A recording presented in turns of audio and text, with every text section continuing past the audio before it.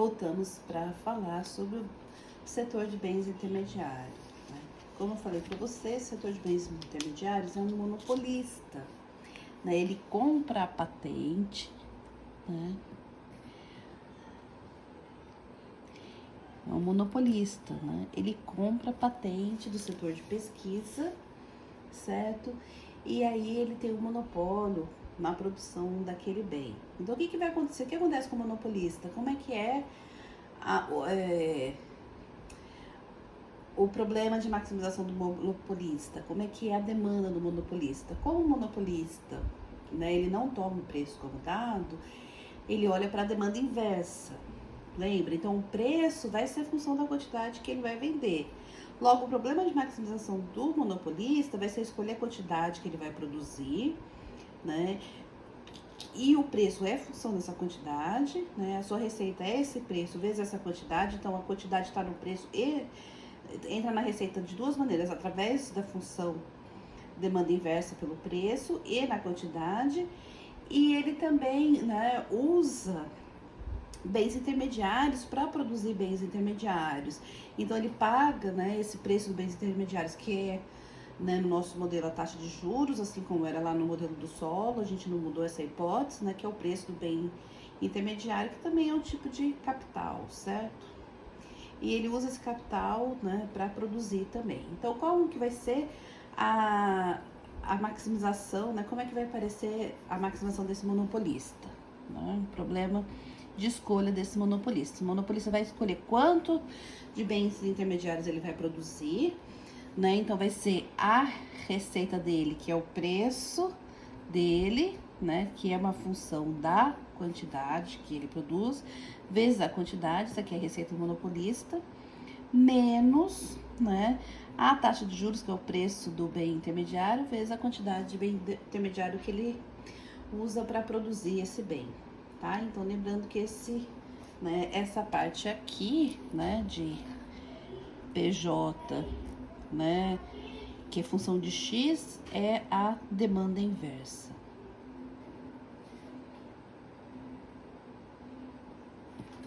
Tá? Então, como é que vai ser aqui essa maximização, né? Nós vamos maximizar em relação ao bem intermediário, né? Para escolher a quantidade de bens intermediários. Como PJ depende de X, então vai ser P', né? P' X, né? P, né? J', vezes o XJ, né? Regra da multiplicação.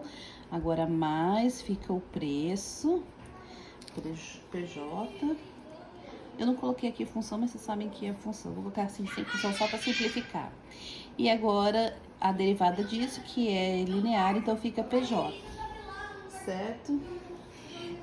Menos, aqui é linear, então 1 cai 1, fica 1RXJ elevado a 1 menos 1, que é 0, né? Alguma coisa elevada a 0 é 1, então fica só o R. E isso é igual a 0. Tá? Então,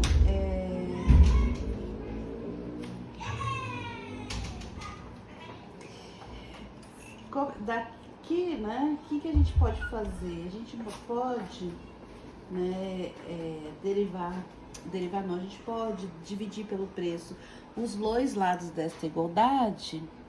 Então, o que a gente vai ficar se a gente dividir pelo preço? Né? A gente vai ficar P'J, XJ sobre o preço J, né, mais 1 menos R sobre PJ, tá? Isso igual a 0.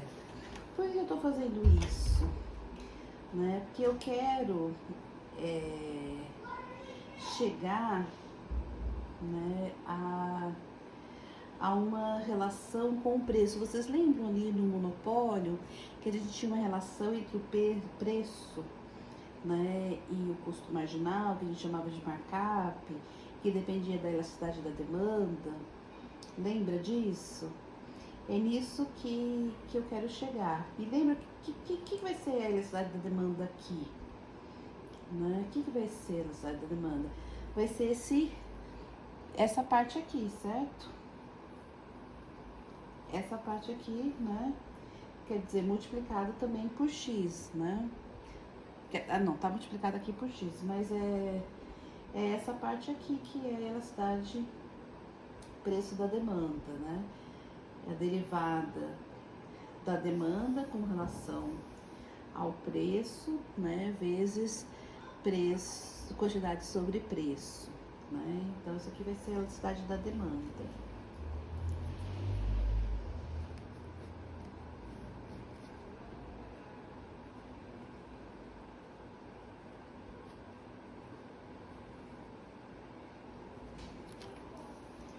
Certo? E a gente poderia também, né, usar, ao invés dessa elasticidade da demanda, alfa menos 1, né, que é a elasticidade da demanda por esse bem. Certo? Por quê? Por quê, professora? Lembra de micro 1, da Cobb Douglas, né? Vocês fizeram isso em micro 1. Então, vocês deveriam saber, né, que a elasticidade da demanda, né, ela depende do fator que está levando lá. O que é alfa, o que é o menos alfa é o menos alfa. Então, também isso aqui vai ser igual, né? Vai ser igual a 1 menos alfa. Porque lembra, né, que... Quer dizer, alfa menos 1, desculpa. Alfa menos 1. Certo? Mas a gente pode transformar essa igualdade aqui pra gente ficar com esse preço, né? Como é que a gente faz isso? Olha, vamos somar dos dois lados R sobre PJ.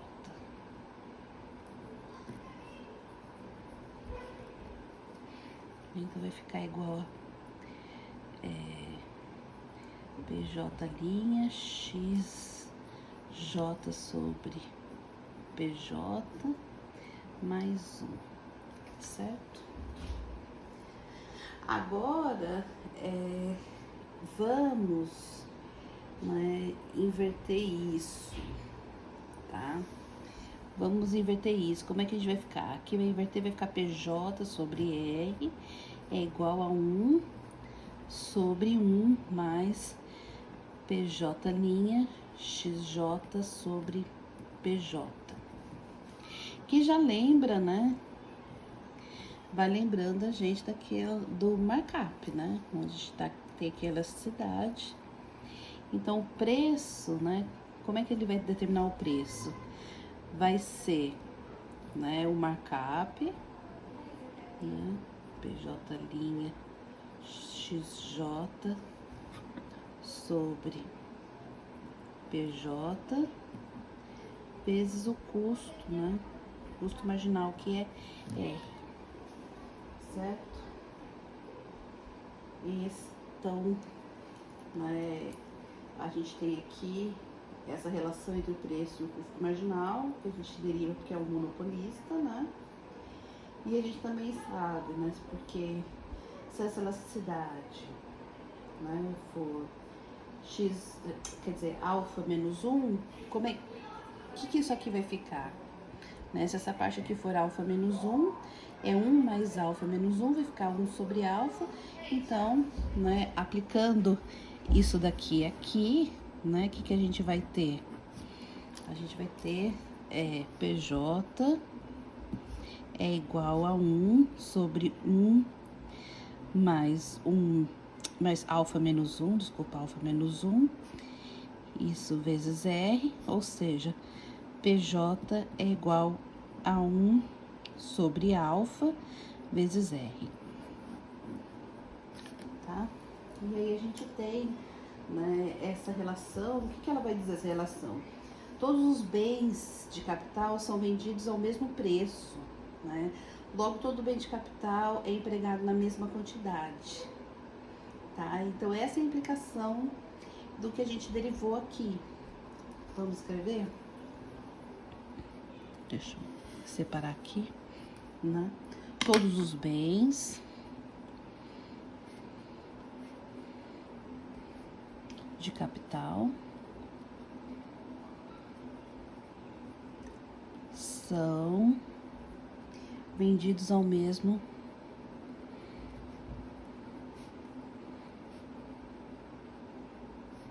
preço. Logo, todo bem de capital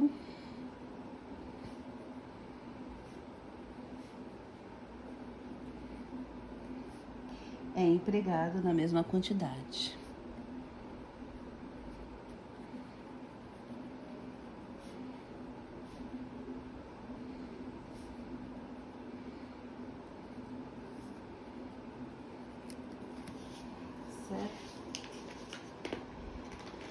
Então, assim, né, o que vai acontecer? Cada empresa de bem de capital vai ter o mesmo lucro, né? O que vai ser o lucro dessa empresa, né? O lucro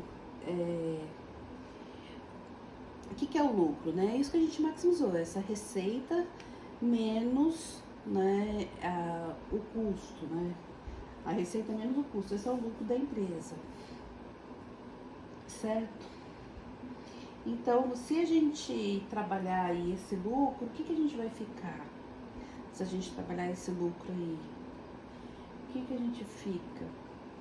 Né? Como é que a gente sai daí pra, né, tendo essa relação aí que a gente tem?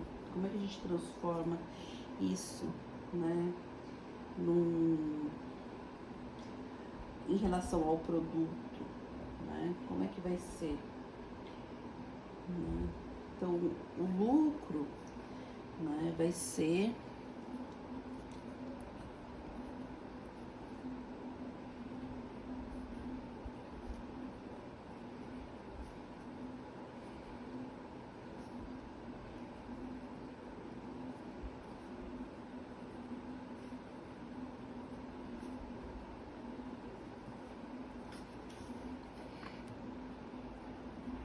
vai depender de alfa, vai depender de 1 menos alfa e do produto final dividido pelo estoque da quantidade, né? E o que é esse estoque da quantidade, estoque de ideias, né? O que é esse estoque de ideias? É o nível de ideias que a gente tem no momento. E o que vai ser o estoque de capital dessa economia? Né? O estoque de capital é a soma de todos os bens de produção intermediários, né?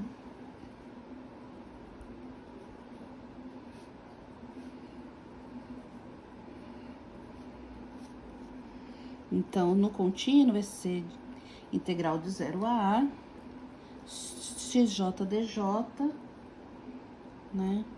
E isso é o capital, né? Então, integrando os bens intermediários sobre todo o seu suporte vai dar o capital, né? E aí, como eles são usados na mesma quantidade, então quanto que vai ser X? Se eles são usados na mesma quantidade, né? X vai ser esse estoque dividido, né, pelas ideias A. Tá? Então, é assim que a gente chega